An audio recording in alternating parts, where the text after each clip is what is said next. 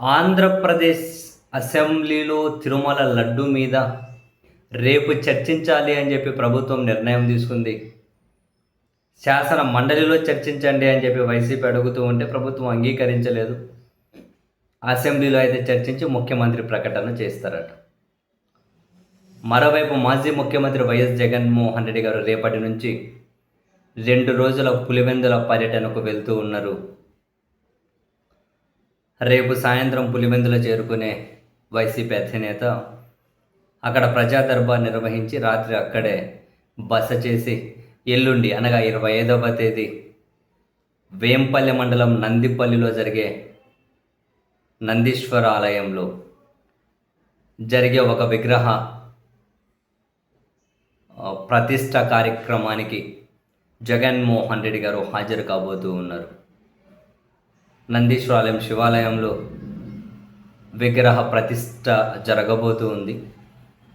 వాస్తవానికి అక్కడ ఈ రోజు నుంచి ఆ కార్యక్రమాలు మొదలయ్యాయి. 27 వరకు ఆ ప్రతిష్ట కార్యక్రమాలు కొనసాగబోతూ ఉన్నాయి. చాలా అద్భుతంగా, చాలా ప్రెస్టీజియస్గా ఆ ఆలయాన్ని నిర్మించారు. సో ఆ విగ్రహ ప్రతిష్ట కార్యక్రమంలో పాల్గొనేకి జగన్మోహన్ రెడ్డి గారు అయితే వెళ్తూ ఉన్నారు నందిపల్లికి. ఆ కార్యక్రమం ముగిసిన తర్వాత మళ్ళీ తన నివాసానికి చేరుకొని అక్కడ మళ్ళీ ప్రజా దర్బార్ నిర్వహించి రాత్రి అక్కడే బస చేస్తారు. ఇంట్రెస్టింగ్, చూడాలి అసెంబ్లీలో ముఖ్యమంత్రి గారు చేసే ప్రకటన ఏముంటుంది తిరుపతి లడ్డు మీద.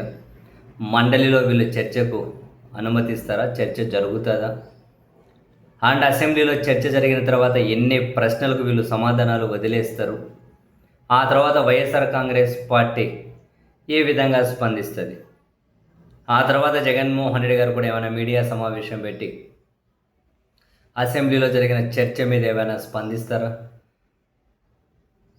సో మొత్తం మీద రేపటి నుంచి మరీ ముఖ్యంగా అసెంబ్లీలో చర్చ జరిగిన తర్వాత చాలా ప్రశ్నలకు సమాధానాలు అయితే దొరకాల్సి ఉంది.